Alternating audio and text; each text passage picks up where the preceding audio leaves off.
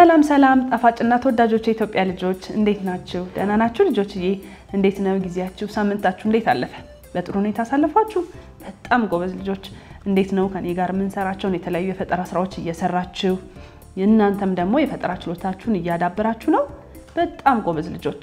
እኔም ደግሞ ለእናንተ የሚሆኑ ቆንጆ ስራዎችን ይዤላችሁ እየመጣው እናንተን ሙቀት እንድታዳብሩት እየተጋገዝን ነው አይደል? በጣም ደስ ይላል። ለዛሬም ታዲያ ልጆችዬ እናንተ የምትወዱትን በጣም በቀላሉ የሚሰራውን ቆንጆ ስራ ይዤላችሁ መጥቻለሁ። እስኪ እዚህ ጋር ይውና ገምቱ። በጣም ጎበዞች ሁላችሁም እንዳያችኋት እንግዲህ በቀላሉ በፊኛ የተሰራች እንቁራሪት ናት። ትመስላለች አይደል ልጆች? አያችኋት? እንግዲህ ብዙ ጊዜ ፊኛን ለመዝናኛነት እንጠቀማለን። ብዙ ህፃናት ደግሞ ፊኛ ይወዳሉ አይደል? ታዲያ ፊኛውን ዝም ብለን ነፍተን ከመጫወት ይልቅ ደግሞ እንደዚህ ላይ የተለያዩ እንስሳት ቅርጽ የተለያዩ ነገሮችን በመስራት እየተዝናናንበትም ደግሞ የበለጠ እንድንወደው እንዲሆን ደግሞ አሳምረንም መጠቀም መዝናናት መጫወት እንችላለን ማለት ነው። ዛሬ ታዲያ ፊኛን ስትጫወቱበት በምን አይነት መንገድ እንዴት መሆን አለበት የሚለውን ደግሞ እናያለን። ስለዚህ ዛሬ እኔ እንደዚች ያለችዋን ቆንጆን እንቁራሪት በፊኛ ላይ እንዴት እንደምትሰራ አሳያችኋለሁ ማለት ነው። ታዲያ እንደዚህ ለመስራት የሚያስፈልገን እንግዲህ እንደምታዩት በዋነኛነት ልጆችዬ በአካባቢያችሁ የሚገኙ ፊኛዎች ይሆናሉ። ግን አረንጓዴ ቀለም ያለውን ፊኛ ካገኛችሁ እሱን ታዘጋጃላችሁ። እንዲሁም ደግሞ ቀለም ያለውን ወረቀት ማርከር ያስፈልገናል እና ደግሞ ቀለል አድርጎ ሊያጣብቅልን የሚችል ወይም ኮላ ወይም ደግሞ የማጣበቂያ ግሉ ማለት ነው። እነዚህ ነገሮች ታዘጋጃላችሁ። ዝግጁ እስክትሆኑ ድረስ ደግሞ እኔ እንደተለመደው የተወሰነ ደቂቃ ሰጥቻችሁ መለሳለሁ።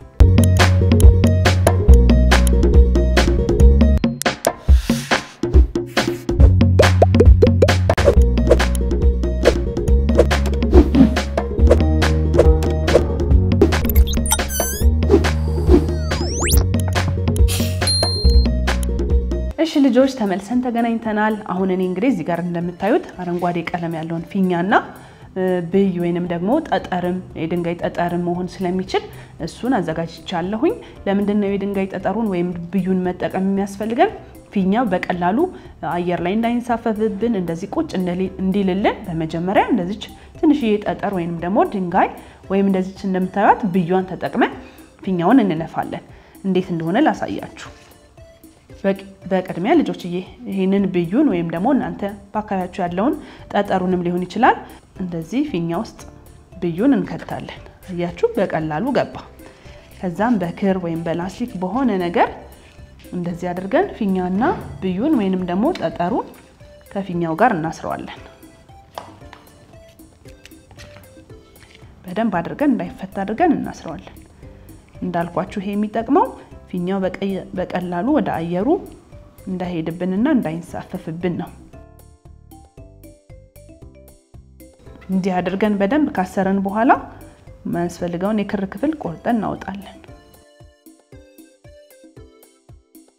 ከዛ በመቀጠል ቀስ ብለን ልክ በአፉ የከተትነውን ብይ ቀስ ብለን ደግሞ እንደዚህ አድርገን ከነብዩ ፊኛውን እንገለብጠዋለን።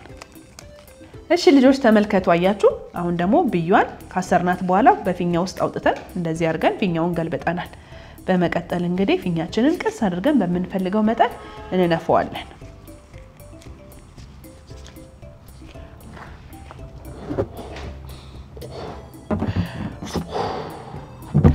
የዚህን ያህል በቂ ስለሆነ ከዛ እንደዚህ የምንፈልገውን ያህል ነፍተን ከጨረስን በኋላ ቀስ ብለን አፉን እንቋጥራለን። መቋጠር ማችሉ ከሆነ በክር ማሰር ይቻላል። አያችሁ አሁን በቀላሉ ፊኛው ቁጭ አለ። ምክንያቱም ከውስጥ ያስቀመጥነው ጠጠር ክብደት ስላለው ወደ ታች ገፍቶ ይዟል ማለት ነው። በቀላሉ አየር ላይ እንሳፈፍን። ስለዚህ ምን ፈልገውን ስራ ለመስራት ቀላል ሆነሉናል። አሁን ይሄን ፊኛችንን አዘጋጅተን ስለጨረስን እዚህ ጋር እናደርግና አረንጓዴ ቀለም ባለው ወረቀት ደግሞ የአይኑን እንዲሁም ደግሞ ያስፈልገውን ሌሎች ክፍሎች እንሰራለን።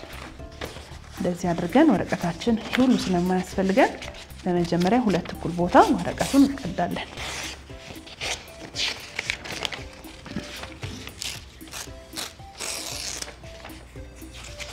በመቀጠል ደግሞ ጠንከር ያለ ወረቀት ወይም ነጭ ወረቀት ካላችሁ የአይኖቹን ክፍል ለመስራት ስለሚጠቅመን በነጭ ወረቀትም ጠንከር ባለ ወረቀትም ይቻላል። እንደዚህ እናደርግና እኩል ልኬቱን ከያዝን በኋላ እኩል ጥፍ አድርገን ሁለቱም ተመሳሳይ ቅርጽ እንዲወጣልን እንደዚህ አድርገን እንቆርጣለን። እንደዚህ አድርገን ቆርጠን እናዘጋጃለን።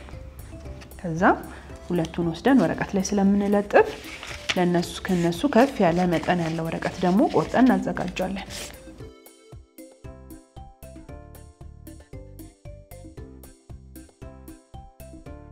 እንዲናደርግና ካዘጋጀን በኋላ እንደዚህ በምን አይነት ቅርጽ ይሁን የሚለውን ካስተካከልን በኋላ ከማጣበቃችን በፊት ቅርጹ እንዳስያዝን በማርከራችን የውስጠኛውን የአይኑን ክፍል እንሰራለን።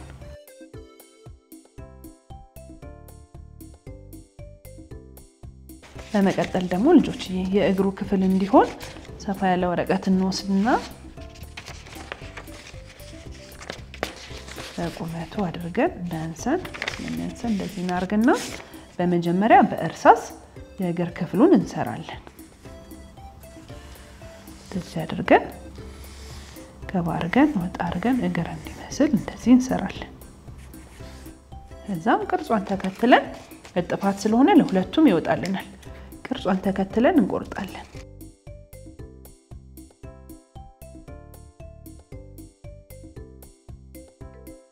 አያችሁ በዚህ መንገድ ቆርጠን ከጨረስን በኋላ እንደዚህ ስንከፍተው ሁለት ተመሳሳይ ቅርጽ ስለምናገኝ ቀስ ብለን ሁለቱን እንለያያለን።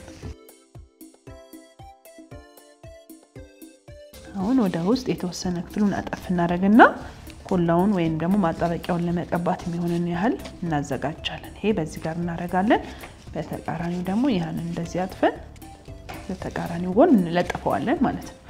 አሁን እንግዲህ ብዙ ነገራችንን ዝግጁ አድርገናል። የሚቀረን የበለጠ ምንሰራውን ስራ እንዲያደምቅልን ቢጫ ቀለም ባለው ወረቀት ደግሞ የተወሰኑ ክቦችን እንሰራለን። ጣል ጣል ሲደረግበት በጣም ውበት ይጨምራል።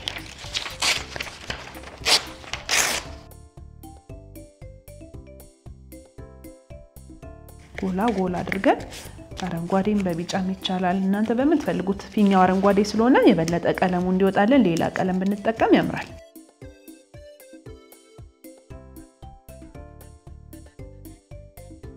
እንደዚህ ቆርጠን የተወሰኑ ክፍሎችን እናዘጋጃለን።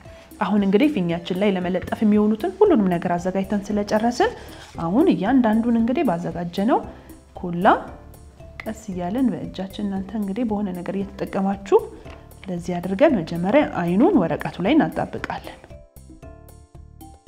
ከዛ የተወሰነች ክፍሉን አጠፍ እናደርጋለን ለመለጠፍ እንዲመቸን ማለት ነው። በመቀጠልም ሁለተኛውን የአይኑን ክፍልም ልጆችዬ በተመሳሳይ እንለጥፍና የተወሰነውን ክፍል ደግሞ ሰበር እናደርጋለን። ቅድም እንዳልኳችሁ ለማጣበቅ እንዲሆነን ሌላኛውንም ደግሞ እንደዚህ ያዘጋጀነውን የእግሩን ክፍልም ማጣበቂያውን ቀባዋለን። ከዛ መጀመሪያ መስራትም ስለሚቻል እንደዚህ እናረግና እዚች ጋር በጎን በኩል ወስደን የእግሩ ክፍል እንዲሆንልን አድርገን እናጣብቃለን።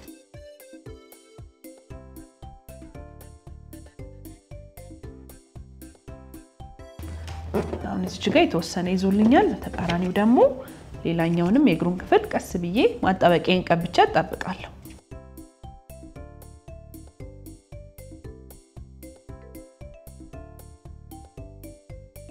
ይሄው ልጆች አሁን ተመልከቱ። እንደዚህች አድርገን የእግሩ ክፍል ሰርተናል ጨርሰናል ማለት ነው። በመቀጠል ደግሞ እንደዚህ እናደርግና መሃል የተነፋው የፊኛው አፉ ጋር አጠገብ ለአጠገብ ወስደን እናጣብቃቸዋለን አይኖቹን።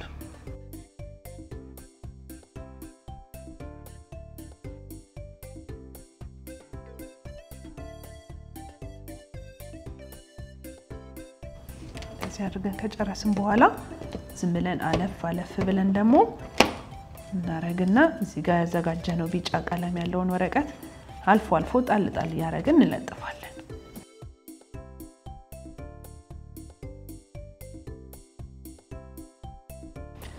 አያችሁ አሁን በጣም የሚያምር ቆንጆ የፊኛ ላይ እንቁራሪት ሆኖልናል። አሁን የሚቀረን አንድ ነገር ነው። እዚህ ጋር ባለን ማርከር ደግሞ የአፉን ቅርጽ እንሰራለታለን። አያችሁ እንደዚህ አድርገን የአፉን ቅርጽ ስንሰራለት በጣም የሚያምር ቆንጆ ሆነልን ማለት ነው። እንዴት አያችሁት ልጆችዬ? በጣም ያምራል አይደለ?